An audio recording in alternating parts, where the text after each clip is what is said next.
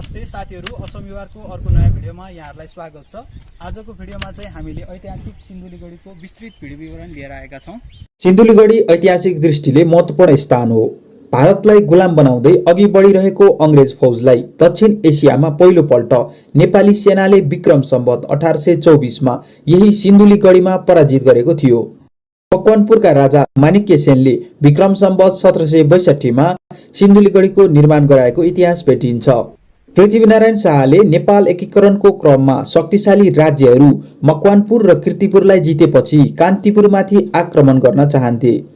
त्यसैले तत्कालीन कान्तिपुरका राजा जयप्रकाश मल्लले अंग्रेजसँग सहयोग मागेका थिए।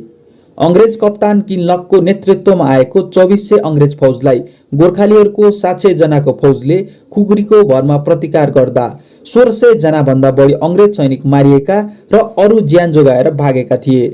नेपाल एकीकरणको समयमा गोर्खाली सेनाले अंग्रेज फौजलाई सिन्धुलीको सिन्धुलीगढी, मकवानपुरको मकवानपुरगढी, रौतहटको समनपुर र रूपन्देहीको जितगढी युद्धमा हराएको इतिहास छ। आजको भिडियोमा चाहिँ हामी सिन्धुलीगढीको युद्धको चर्चा गर्नेछौं। सुरुमा चाहिँ सिन्धुलीगढी कहाँ छ भनेर चर्चा गरौं।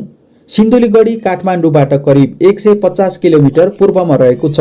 लोकगायक कृष्ण विक्रम थापाले विक्रम सम्वत 2030 को दशकमा गाउनुभएको कर्णप्रिय गीत सिन्धुलीगढी घुमेर हेर्दा गीतले गर्दाखेरि धेरै जनामा सिन्धुलीगढी प्रति चासो बढेको थियो।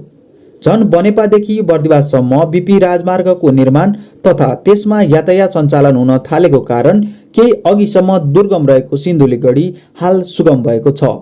तर आजको परिस्थितिमा हेर्दा यो गढी घुम्न गएर आनन्द आए पनि थोरैले मात्र यसको वीरताको इतिहासलाई सम्झने गरेका रहेछन्।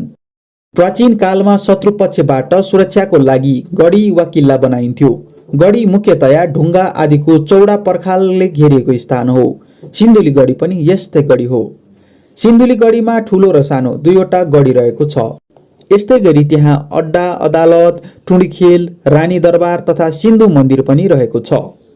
सिन्धुलीगढीको उत्खनन गर्दा सो क्रममा त्यति बेला सेनाले ढुङ्गा खोपेर पानी खान बनाएको ट्याङ्की, लडाई लड्नको लागि बनाएको बङ्करहरू, तोप र तोप हान्ने ठाउँ लगायतका स्थान र सामग्रीहरू फेला परेका छन्। यिनै ऐतिहासिक सामग्रीलाई समेटेर हाल उक्त स्थानमा युद्ध संग्रहालय बनाएर सिन्धुलीगढीको इतिहासलाई जीवन्त राख्न खोजिएको छ।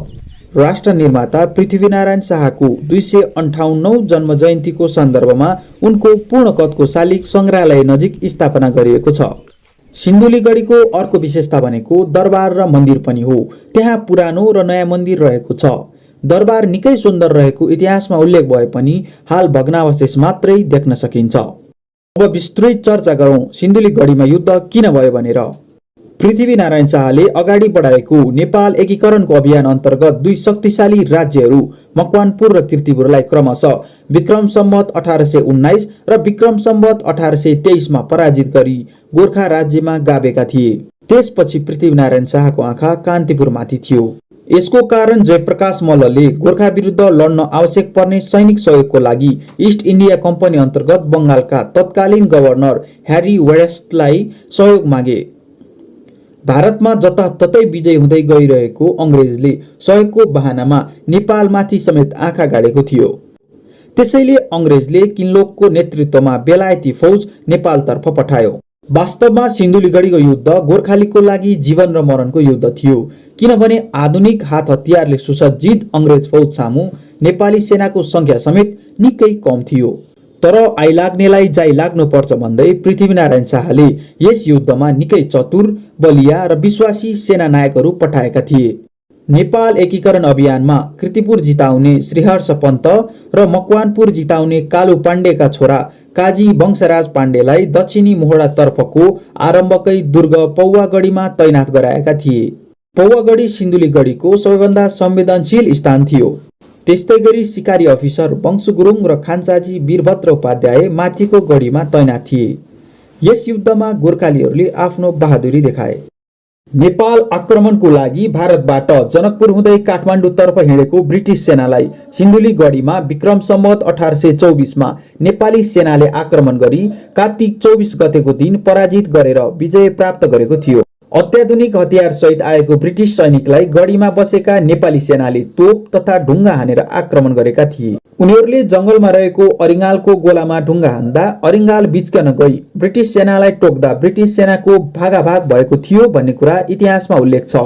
भाग्ने क्रममा उनीहरूलाई लेकाली सिस्नो र अल्लोले पोलेपछि ब्रिटिस सेना तित्तर बित्तर भएको थियो। ब्रिटिस सेनाको नेतृत्व गर्दै आएको किनलक पराजय स्वीकार गरी भागेका थिए। गढीबाट पार गर्न नसक्ने निर्क्युल गरेपछि क्याप्टेन किनलकले काठमाडौँ पुग्ने हरिहरपुर गढीको बाटो रोजे। रात बिरात खोलाको बेर अनेक दुःख कष्ट सहँदै किनलक आफ्ना सहयोगी फौजसहित हरिहरपुर गढी पुगे। त्यहाँ पनि कठिन भूबनोट, भोक, सैनिकमा निराशा र आत्महत्या जस्ता प्रमुख कारणले गर्दाखेरि किनलकको यतातर्फको अभियान पनि निराशापूर्ण भयो। उनी गोर्खालीको अगाडि उभिन सकेनन् र तल हट्टीतिर लागे। 1600 कम्पनीका सेनाहरू यस युद्धमा मारिएका थिए। यता पृथ्वीनारायण शाहको सेनाले करिब 10 महिनापछि इन्द्रजात्राको दिन कान्तिपुरमाथि कब्जा गरे। सिन्धुलीगढीको लडाईँ तत्कालीन समयमा असाधारण नै थियो, त्यसैले सिन्धुलीगढीको इतिहासलाई बिर्सन मिल्दैन। गोर्खाली सेनाले ब्रिटिस सेनालाई पराजित गरेको ऐतिहासिक तथ्यलाई जीवन्त बनाउन नेपाली सेनाले यहाँ संग्रहालय समेत निर्माण गरेको छ। एक तले सो भवनमा 9 वटा कक्षहरू रहेका छन्। त्यसमा तत्कालीन युद्धमा प्रयोग गरिएका सैनिक पोसाक, हात हतियार तथा अन्य सैन्य सामग्रीहरू र त्यस युद्धमा प्रयोग भएका अरू ऐतिहासिक वस्तु तथा सामग्रीहरू संग्रहित गरिएको छ। युद्ध सम्बन्धी जानकारी दिने वृत्तचित्र प्रदर्शनको लागि श्रव्य दृश्य कक्ष एवं प्रदर्शनी कक्षको पनि व्यवस्था गरिएको छ। ऐतिहासिक सेरोफेरोलाई सङ्घाल्दै र संरक्षण गर्दै पर्यटकीय स्थलको रूपमा विकसित गर्दै लगे सिन्धुलीगढीले अवश्य नै नेपाललाई पनि चिनाउनेछ। आजको भिडियोमा यति मात्रै। आगामी दिनमा कुन विषयमा भिडियो हेर्न चाहनुहुन्छ कृपया कमेन्ट गर्नुहोला। धन्यवाद। साथीहरु, आजको भिडियो तपाईहरुलाई कस्तो